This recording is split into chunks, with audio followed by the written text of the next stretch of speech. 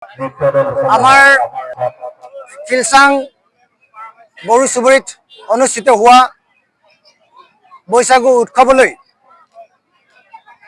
আমাৰ উদযাপন কমিটিৰ তৰফৰ পৰা আমি সকলোকে আন্তৰিক অভিনন্দন আৰু বহাগৰ শুভেচ্ছা জনাইছোঁ, বৈশাগুৰ ওলগ জনাইছোঁ। শ্ৰদ্ধা ৰাইজ, আপোনালোকে জানি সুখী হ'ব, আমাৰ খিলচাং বড়ো চুবুৰীত প্ৰায় 120 ঘৰ বড়ো মানুহ আমি ইয়াত বাস কৰি আছোঁ।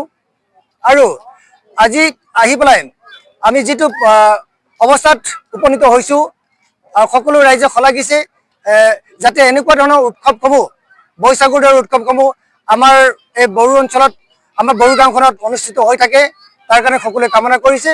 আৰু আমি বিভিন্ন প্ৰান্তৰ পৰা, মৰিগাঁও জিলাৰ বিভিন্ন প্ৰান্তৰ পৰা আমি বিভিন্ন ধৰণৰ কৃষ্টি সংস্কৃতিৰ দলসমূহক আমি আমন্ত্ৰণ কৰি আনিছোঁ আৰু তেওঁলোকে তেওঁলোকৰ কৃষ্টি সংস্কৃতিসমূহ প্ৰদৰ্শন কৰিছে। আচলতে মূলতঃ বৈশাগু উৎসৱটো হ'ল কৃষি প্ৰধান এটা উৎসৱ আৰু এই কৃষি প্ৰধান উৎসৱটি আমি বড়োসকলে প্ৰতি বছৰে আমি পালন কৰোঁ।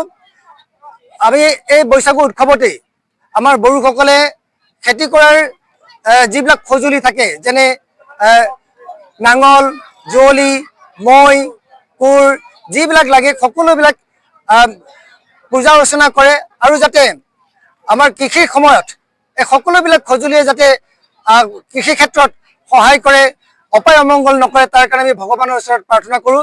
আচলতে এইটো এটা আমাৰ কৃষিভিত্তিক এটা উৎসৱ আৰু গতিকে আমি আশা কৰিছোঁ ভৱিষ্যতেও যাতে এনেকৈ ধৰণৰ এটা উৎসৱ ইয়াত অনুষ্ঠিত হৈ থাকে আৰু সকলো ৰাইজৰে সহায় সহযোগ ইয়াত আমি আশা কৰিছোঁ। আৰু তাৰে কামনাৰে আমি উদযাপন কমিটিৰ তৰফৰ পৰা সকলোকে ধন্যবাদ আৰু শুভেচ্ছা জনাইছোঁ। ধন্যবাদ।